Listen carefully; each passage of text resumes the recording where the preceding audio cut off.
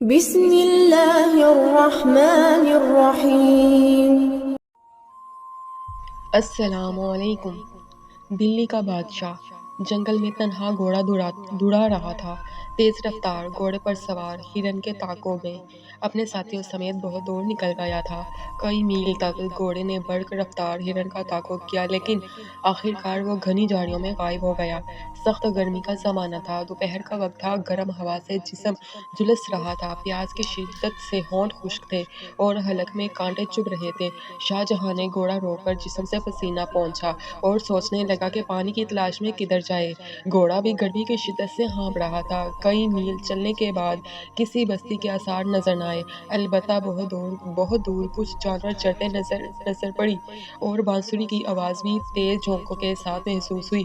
بادشاہ نے اسی سمت اپنے گھوڑے کی باگھ موڑ دی۔ چند میل چلنے کے بعد وہ جانوروں کے قریب پہنچے۔ بانسری کی آواز صاف سنائی دے رہی تھی کہ کوئی منچلا بڑی دردناک آواز میں بانسری بجا رہا تھا۔ بادشاہ نے گھوڑا روکا، پھر کچھ فاصلے پر دیکھا کہ ایک نوجوان شکستہ اور میلے کپڑے پہنے ایک درخت کے نیچے بڑی بے نیازی کے ساتھ ریت پر نیم دراز ہے اور دنیا کی ہر فکر سے آزاد بڑی مستی کے ساتھ بانسری بجا رہا ہے۔ بادشاہ دیر تک اسے دیکھتا رہا۔ کیا اس جنگل کا بادشاہ یہی شکستہ حال نوجوان ہے؟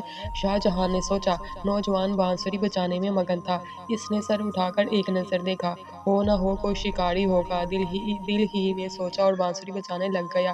بادشاہ نے اس کے قریب پہنچا اور پوچھا، میاں صاحبزادے، یہاں کہیں پینے کے لیے پانی بھی مل جائے گا؟ شاہ جہاں کا شاہانہ لباس اور شاندار گھوڑا دیکھ کر چرواہا ذرا چونکا، مگر جلد ہی سنبھل کر بولا، یہاں پانی کہاں، پانی تو بستی میں ملے گا، تھوڑی ہی دور بستی ہے۔ ہاتھ کے اشارے سے چرواہے نے رہنمائی کی اور پھر بے نیازی کے ساتھ بانسری بجانے لگا۔ جانور چر رہے تھے اور وہ بانسری بجانے میں مست تھا۔ شاہ جہاں گھوڑے پر سوار ہو کر جانے کی سوچ ہی رہا تھا کہ نوجوان نے پوچھا، کیا تمہیں پیاس لگی ہے؟ ہاں بھئی، پیاس سے برا حال ہے۔ شاہ جہاں نے اس سے عاجزی سے کہا کہ گویا آج چرواہا ہی بادشاہ ہو۔ چرواہا اٹھا اور درخت کی جڑ میں رکھا ہوا میلا کچیلا برتن اٹھا لایا۔ لو یہ پی لو، اس میں پانی ہے۔ شاہ جہاں نے بے قراری کے ساتھ پانی اپنے حلق میں انڈیل لیا۔ پیاس کی شدت سے شاہ جہاں بوکھلا گیا تھا۔ پانی تو اس سے پہلے بھی پیا تھا، لیکن آج تو اسے ایسا محسوس ہوا کہ شاید ایسی نعمت اسے کبھی نہ ملی ہو۔ وہ احسان مندی اور پیار کی نظروں سے چرواہے کو دیکھتے ہوئے بولا، میاں صاحبزادے، تم رہتے کہاں ہو؟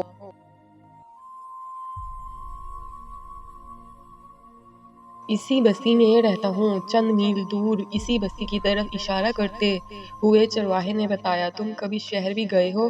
شاہ جہاں نے پوچھا۔ کبھی شہر بھی گئے ہو؟ چرواہے نے پوچھا، کیا تم شہر میں رہتے ہو؟ دلی میں لال قلعہ ہے نا، وہاں ایک بہت بڑی مسجد ہے اور وہ ہمارے بادشاہ نے بنوائی ہے، کیا تم وہیں رہتے ہو؟ میں ایک بار اپنے باپ کے ساتھ وہاں گیا تھا، چرواہے نے جواب دیتے ہوئے کہا۔ تم کل وہاں آ جانا لال قلعہ میں، اور دیکھو کوئی چیز لاؤ تو میں تمہیں کچھ لکھ کر دے دوں۔ بادشاہ نے انعام سے نوازنا چاہا۔ کیا تم لال قلعہ میں رہتے ہو؟ تب تو تم نے شاہ جہاں بادشاہ کو ضرور دیکھا ہوگا۔ چرواہے نے حیرت سے شاہ جہاں کو دیکھتے ہوئے کہا، میں شاہ جہاں ہوں۔ بادشاہ نے جواب دیا، تم بادشاہ ہو؟ ہمارے بادشاہ؟ حیرت سے چرواہا بادشاہ کو دیکھتا رہ گیا۔ اسے یقین نہیں آ رہا تھا کہ وہ وقتاً شاہ جہاں کو دیکھ رہا ہے۔ آج چرواہا اپنے بادشاہ سے بات کر رہا تھا، اسے اپنی قسمت پر رشک آ رہا تھا۔ آج بادشاہ اس کا مہمان تھا، مگر وہ ڈر رہا تھا کہ اس نے بادشاہ کو بڑی بے رخی سے جواب دیا تھا۔ وہ کچھ سوچ میں پڑ گیا۔ بادشاہ نے اس کا سکوت توڑتے ہوئے کہا، تم ہمارے پاس آنا، ہم تمہیں انعامات دیں گے۔ دیکھو، پیڑ کی چھال اٹھا لاؤ۔ اور بادشاہ نے پیڑ کی چھال پر کوئلے سے کچھ لکھ کر اس کو دیا۔ تم یہ لے کر لال قلعہ میں آنا، میں تمہارا انتظار کروں گا۔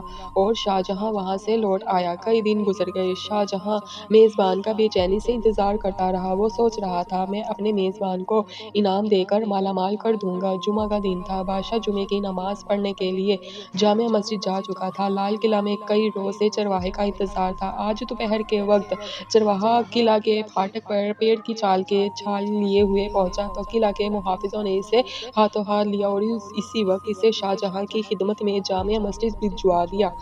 چرواہا ڈرتا سہمتا جامع مسجد کے اندر داخل ہوا۔ جمعے کی نماز ہو چکی تھی، لوگ باہر جا چکے تھے، کچھ جا رہے تھے۔ بادشاہ کے درباری جامع مسجد میں موجود تھے۔ سپاہی چرواہے کو کچھ درباریوں کے حوالے کر کے واپس ہو گئے۔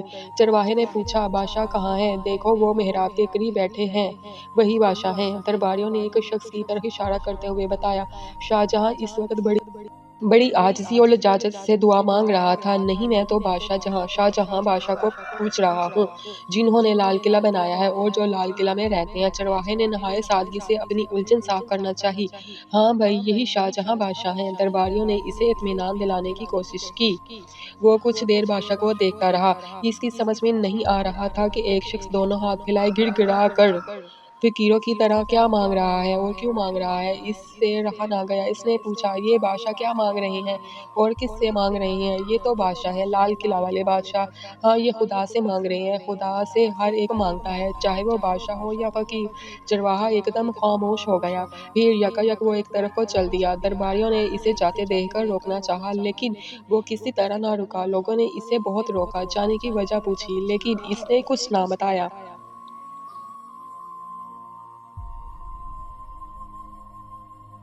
اور اپنی راہ کو ہو لیا۔ شاہ جہاں دعا سے فارغ ہوئے، خادم بادشاہ کو لینے دوڑے۔ خادموں نے ان کو بتایا کہ چرواہا آیا تھا۔ بادشاہ نے بڑی بے چینی سے پوچھا، کہاں ہے وہ؟ شاہ جہاں تو کئی دن سے اپنے میزبان کا بڑی بے قراری سے انتظار کر رہا تھا۔ لوگوں نے بتایا کہ وہ واپس چلا گیا ہے۔ ہم نے اسے بہت روکا، لیکن وہ رکا نہیں۔ بادشاہ نے اسی وقت کچھ لوگوں کو گھوڑوں پر دوڑایا۔ تھوڑی ہی دیر کے بعد وہ لوگ اس نوجوان کو لے کر واپس آ گئے۔ بادشاہ نے عزت کے ساتھ چرواہے کو اپنے پاس بٹھایا، دیر تک اس کی خاطر تواضع کرتے رہے، لیکن چرواہا جیسے ہر عزت و اکرام سے بے نیاز تھا۔